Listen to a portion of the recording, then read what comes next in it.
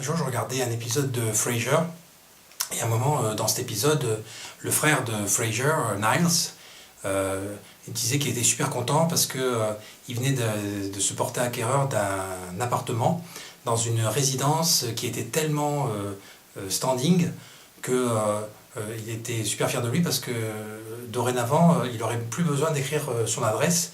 Il n'aurait qu'à écrire le nom de la résidence. Elle était tellement standing que le courrier arrivait tout seul. Donc il a dit dorénavant, on pourra m'écrire Niles Crane, The Montana, et ça suffira. Donc moi je me suis dit, bah tiens, je vais essayer.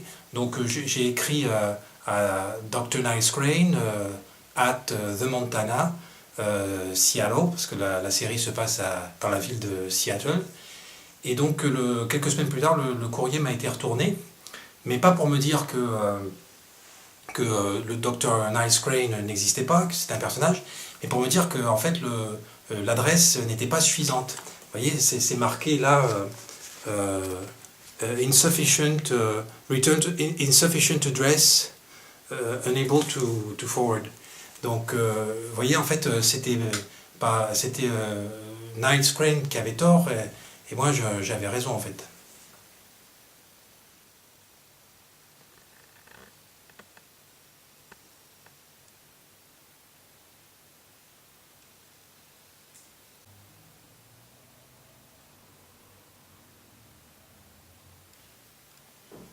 Il y a un autre problème aussi dans les sitcoms, c'est le problème du palier. Parce qu'il arrive que des fois il y a des voisins ou des voisines et qui habitent dans l'appartement juste de l'autre côté du palier. Et à ce moment-là, parfois des rencontres se font sur le palier des deux appartements qui sont voisins, communs.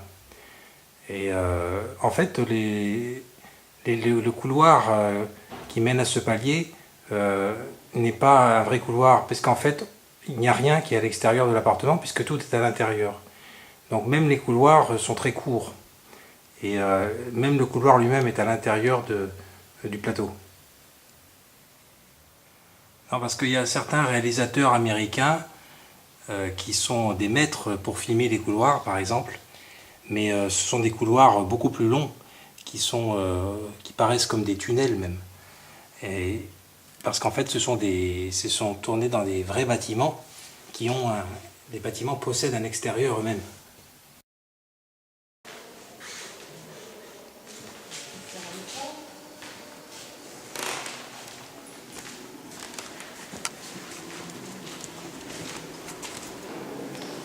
Ce tableau n'est pas des frères Lenain.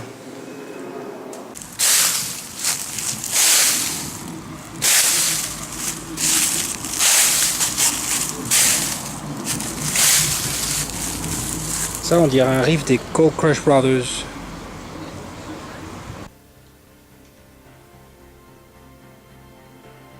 Donc voilà exactement le genre de vêtements qu'il est difficile de porter dans une sitcom, où on portera plutôt un jean comme ça. Parce que le problème, c'est que si on porte un jogging dans une sitcom, on a l'impression que la personne est sur le point d'aller faire du sport ou en revient. Et c'est plus facile d'utiliser par exemple un maillot, une tenue, une combinaison moulante de haut en bas, plutôt que simplement uniquement le jogging.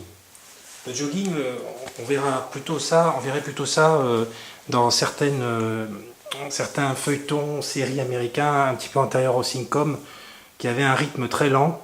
Et justement, ce rythme très lent était adapté pour porter ce genre de vêtements qu'on porte plutôt à l'intérieur, qui sont confortables, juste pour être confortable et pas nécessairement pour faire du sport.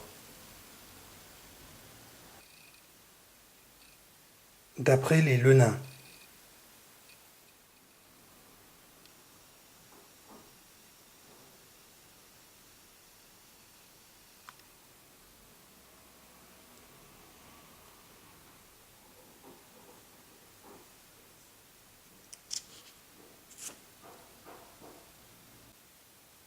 Dans les sitcoms, ils sont souvent de la même famille. Enfin, pas vraiment.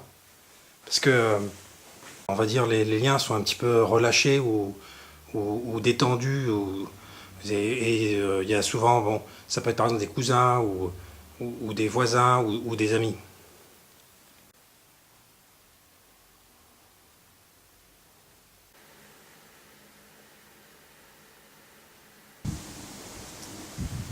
Donc là, nous sommes à l'extérieur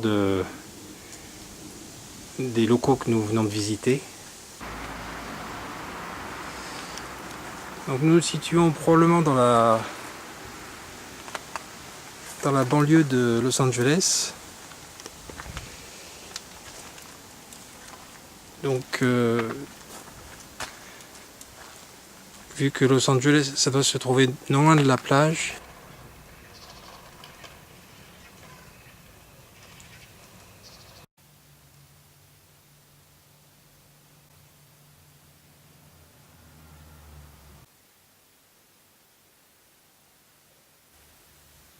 Sur la jaquette du DVD Police Academy 6, c'est marqué Los Angeles, enfin une ville à des mesures de l'équipe de Police Academy 6.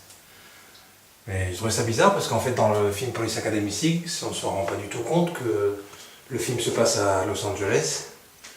À part à un moment dans le film, dans une rue, il y a un panneau où on voit que c'est écrit...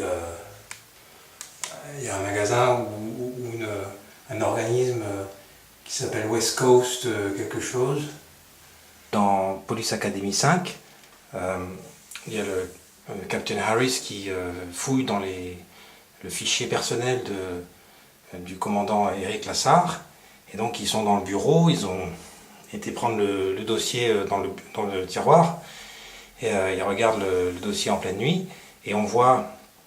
Il y a un gros plan sur la fiche du commandant Eric Lassard. Et donc c'est une fiche classique sur la page de gauche avec comme un formulaire à remplir. Et puis sur la page de droite, la photo du commandant. Mais si on regarde bien, en fait, c'est juste écrit manuscritement à la va-vite au crayon papier sur la ligne Name, commandant Eric Lassard. Et ensuite, toutes les autres catégories de la fiche, elles sont vides. Donc vous voyez, on part au plus pressé.